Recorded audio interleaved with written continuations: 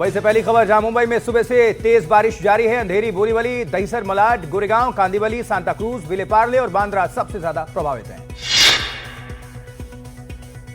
भारी बारिश और जल जमाव के चलते अंधेरी सबवे बंद, लगभग 20 मिनट की देरी से चल रही लोकल ट्रेन, जिससे यात्रियों को असुविधा। मौसम विभाग ने मुंबई के लिए ऑरेंज अलर्ट जारी किया है। नागरिकों को सतर्क रहने की सलाह दी गई है।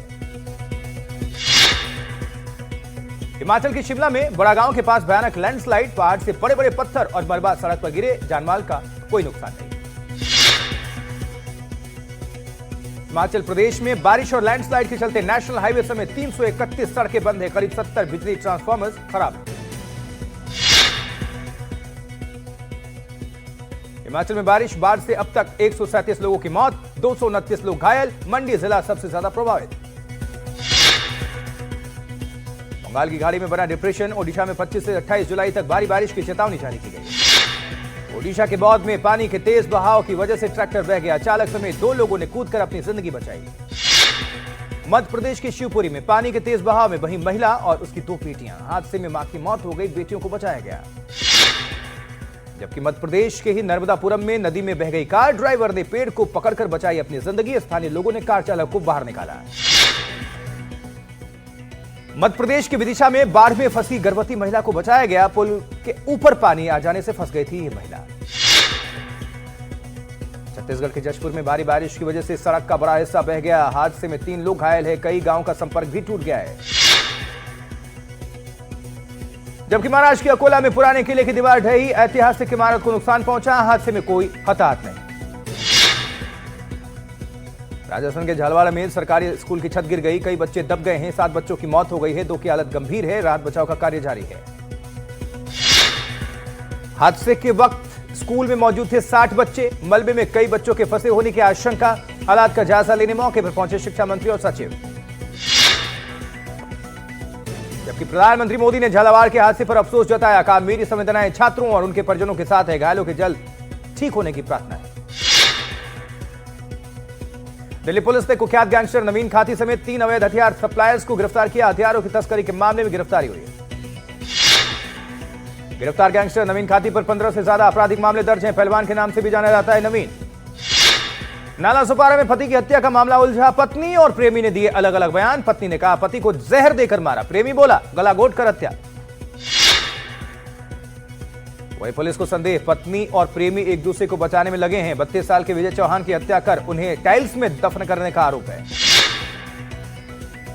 संसद भवन में एसआईआर के विरोध में विपक्ष का प्रदर्शन, खड़गे, राहुल, प्रियंका, मनोज झा समेत कई दलों के नेता इसमें शामिल हुए। नांदेड़ थप्पड़ कांड में एमएनएस के 5 कार्यकर्ता गिरफ्तार किए गए हैं। मराठी ना बोलने पर शौचालय संचालक के साथ मारपीट का भी मामला। बिहार में वोटर रिवीजन को लेकर दिल्ली से पटना तक संग्राम जारी है। दिल्ली में इंडिया ब्लॉक ने निकाला मार्च, हंगामे के बाद लोकसभा 2 बजे तक के लिए स्थगित। बिहार विधानसभा में मानसून सत्र के आखिरी दिन भी दिखी गर्मी, विपक्ष के प्रदर्शन से भड़के नीतीश, हेलमेट पहनकर पहुंचे एनडीए के विधायक। भड़के हुए नीतीश कुमार ने कसा पहनावे पर तंज, का रोज रोज ऐसे कपड़े पहनकर आ जाते हैं। राहुल गांधी के कर्नाटक चुनाव पर दिए गए बयान पर चुनाव आयोग ने दिया जवाब, कहा सभी आरोप भ्रामक और निराधार हैं, कर्नाटक चुनाव पूरी तरह पारदर्शी। विपक्षी दलों ने जगदीप धनखड़ को विदाई डिनर का न्योता दिया, सूत्रों के मुताबिक इसकी संभावना कम है कि धनखड़ ये न्योता स्वीकार करेंगे। संविधान की प्रस्तावना को लेकर राज्यसभा में केंद्र सरकार ने दिया जवाब, समाजवाद और धर्मनिरपेक्षता शब्द हटाने या पुनर्विचार की योजना नहीं। आरएसएस महासचिव दत्तात्रेय होसबोले ने विचार करने को कहा था। बयान को लेकर शुरू हुआ था विवाद। एसआईआर के मुद्दे पर बिहार से बंगाल तक बवाल, टीएमसी ने चुनाव आयोग पर उठाए सवाल, कहा बैकडोर से एनआरसी की तरह कार्रवाई की जा रही है, एनआरसी का अधिकार सिर्फ गृह मंत्रालय के पास। टीएमसी के बयान पर बीजेपी का पलटवार, बंगाल बीजेपी अध्यक्ष समेक भट्टाचार्य ने कहा 17 लाख फर्जी वोटर्स की सूची इलेक्शन कमीशन को दी गई है। थाईलैंड कंबोडिया के बीच जंग जारी, अब तक 14 लोगों की मौत, थाईलैंड के 1 लाख लोगों को हटाया गया, सुरक्षित जगह शिफ्ट किए गए। अमेरिकी प्रेसिडेंट डोनाल्ड ट्रंप ने टेक कंपनियों से कहा भारतीयों की भर्ती रोकें, पहले अमेरिकी लोगों को नौकरी दें। गाजा में बंधकों की वापसी को लेकर तेल अवीव में फिर से प्रदर्शनकारियों ने युद्ध खत्म करने की मांग की, कहा युद्ध का कोई निष्कर्ष नहीं निकल रहा। पाकिस्तान में बाढ़ ने भारी तबाही मचाई। अलग अलग हादसों में अब तक 200 लोगों की मौत हुई। इथियोपिया में बारिश से जनजीवन अस्त व्यस्त है। बाढ़ के पानी में डूब गई गाड़ियां। FIDE की महिला वर्ल्ड चेस चैंपियनशिप के फाइनल में पहली बार 2 भारतीय खिलाड़ी आमने सामने। 19 साल की दिव्या देशमुख 38 साल की कोनेरू हम्पी से भिड़ेंगी शनिवार को यह मुकाबला। मैनचेस्टर टेस्ट में दूसरे दिन का खेल खत्म होने तक इंग्लैंड ने 2 विकेट पर 225 रन बनाए। ओली पोप 20 और जो रूट 11 रन बनाकर क्रीज पर। जैन क्रॉली और बेन डकेट ने इंग्लैंड को पहली पारी में शानदार शुरुआत दिलाई। बेन डकेट ने 94 रन और जैक क्राउली ने 84 रनों की पारी की। भारतीय टीम ने अपनी पहली पारी में 358 रन बनाए। साई सुदर्शन ने सबसे ज्यादा 61 रनों की पारी खेली। ऋषभ पंत चोटिल होने के बावजूद भी मैदान पर उतरे। पंत ने अर्धशतक जड़ा और 75 गेंदों में 54 रन बनाए। इंग्लैंड के लिए कप्तान बेन स्टोक्स ने शानदार गेंदबाजी की। बेन स्टोक्स ने 24 रन देकर 5 विकेट झटके।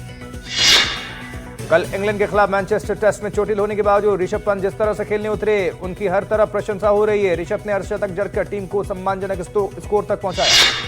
सचिन तेंदुलकर ने पंत की तारीफ करते हुए कहा, यह ऐसा प्रयास है जिसे लंबे समय तक याद रखा जाएगा। दुनिया भर के कई और खिलाड़ियों ने पंत के जज्बे को सैल्यूट किया। हान पांडे और अनीत पड्डा की फिल्म सैयारा का जलवा बरकरार है। 7वें दिन करीब 19 करोड़ रुपए का कलेक्शन किया इस फिल्म। सैयारा ने 6 दिनों में 150 करोड़ का आंकड़ा पार कर लिया। अब तक कुल कमाई 155 करोड़ रुपए के आसपास। सुपरस्टार और राजनेता कमल हासन ने दिल्ली पहुंचकर राज्यसभा सांसद के रूप में शपथ ली। अपनी मातृभाषा तमिल में शपथ लेकर सुर्खियां बटोरी। फिल्म वॉर 2 का ट्रेलर हुआ रिलीज। फिल्म में ऋतिक रोशन और जूनियर NTR की जबरदस्त जोड़ी देखने को मिलेगी। भारतीय फुटबॉल टीम के कोच पर जल्द फैसला। AIFF अध्यक्ष कल्याण चौबे का बयान, कहा नए कोच के चयन को लेकर कुछ दिनों में अंतिम फैसला। भारतीय फिल्म महोत्सव मेलबर्न IFFM में सुपरस्टार आमिर खान फहराएंगे तिरंगा। अगस्त में ऑस्ट्रेलिया के मेलबर्न शहर में आयोजित होगा यह कार्यक्रम।